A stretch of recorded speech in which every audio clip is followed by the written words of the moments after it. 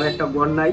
তাই আমি ভাবলাম যে জুম্মার নামাজের পরে হয়তো সবাই ঈদের আনন্দটা ভাগাভাগি করে, তবে আমি চাইছি যে একটু কষ্টটারে ওনার একটু ভাগাভাগি করার জন্য। তারপর আমি একটা এই ঘরটা নিয়ে একটা লাইভ করি।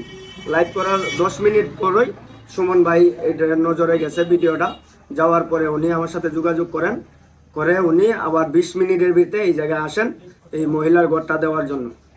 বেশটা সময় আসছেন? জি। আচ্ছা, বেশটা সময় আসার পর কি বললেন? তারপর উনি বললেন যে এই ঘরটা আমার মাধ্যমে ঘরটা হইব, ওনার কাছ থেকে আমি এই ঘরের বরাদ্দ আনার জন্য, ঘর করার জন্য। আচ্ছা, বেশটা সময় আপনার লাইভ দেখে আসলো, আপনার কেমন লাগলো? অনেক ভালো লাগছে আসলে। ওনার দীর্ঘদিনের কর্মীও আমি, যে কারণে হয়তো মনে হয় এই ভিডিওটা ওনার কাছে চলে গেছে। উনি আসাতে আমি চিরকৃতজ্ঞ ওনার প্রতি, যে সাথে সাথ উনি যে আমার এই ভিডিও দেখে উনি চলে আসছেন।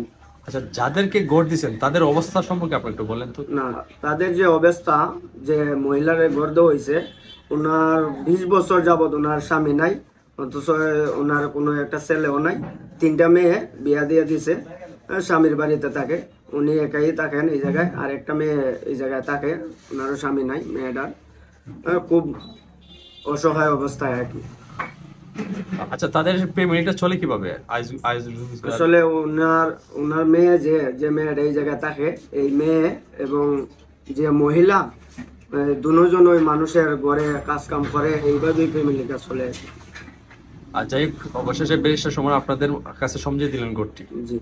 গড়টি কতদিনের মধ্যে আপনারা কাজ শেষ করবেন? ঘরটার কাজ চলমান, আর বিষয় হচ্ছে বৃষ্টির কারণে 2-3 দিন অফ ছিল, আবার 2-1 দিনের ভিতরে আমরা এই ঘরের কাজ করবো।